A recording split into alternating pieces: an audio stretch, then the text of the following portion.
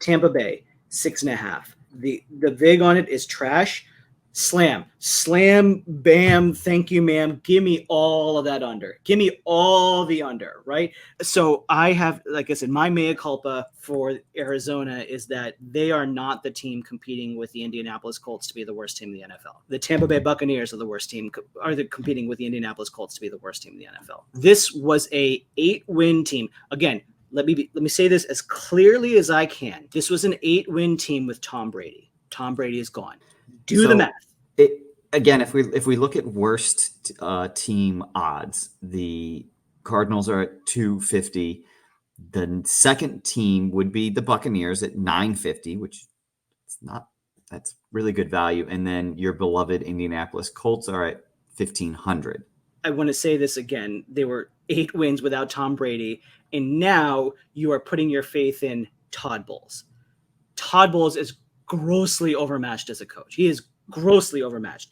And the quarterback downgrade has gone from Tom Brady. And I know Brady was not particularly good last year. We have notes on the stats. Brady definitely was going through the motions last year. If you really closely look, like Brady was like, the fact that he retired should be less surprising if you really closely watch the Buccaneers last season, where he had so many fuck this games. But you're going from Brady, whatever he was, 75% of Brady, 75% of the GOAT, to Baker Mayfield and Kyle Trask. Oh.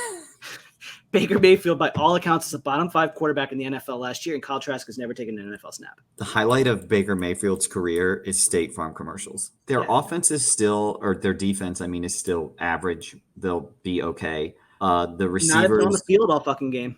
What's that? Yeah. Not if they're on the field the whole game. Their receivers they still have talent, even though I think last year was Mike Evans' worst season. Easy. And I don't see it getting better for him. So my only contradiction of myself is this is Mike Evans' contract year. That's my only contradiction. Yeah, but he's still got to rely on Kyle Trask or Baker Mayfield getting him the football. And as I wrote down, people don't realize Chris Godwin was their best receiver last year, coming off an ACL. Their offensive line is terrible.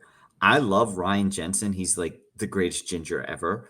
And I'm glad that he's back, but he's still coming back from a severe knee injury, and he hasn't even started practicing fully. He's still he participates, so I think he snaps footballs. It's like but he doesn't do anything else. Walkthroughs and things like that. Tristan Wirth was one of the best right tackles in the NFL. Now you've moved him to left tackle. That's not necessarily an easy transition or slam dunk, and the rest of the offensive line is just garbage. I will go back to the defense outside of whatever you're going to get from Shaq Barrett, if he's close to form that he was from a couple of years ago. I am one of the world's biggest Vita Vea fans. I was since the day he left Washington. But even then, name me the blue chip player on this defense. Antoine Winfield Jr. I love Winfield. Yeah, fine. But like blue. You asked me to name one, and I did. But like I'm talking about like. Would Winfield really start for more than 16, like more than half the teams in the league? Yes.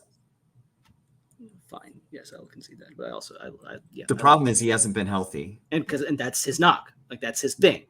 Self-fulfilling right there. So I don't see, outside of our affinity for certain players, like I don't see a blue chip player like Kalijah Kancey, great player, awesome, fascinating prospect. Felt weird on Tampa. There was a bunch of other places where like, oh, that makes more sense.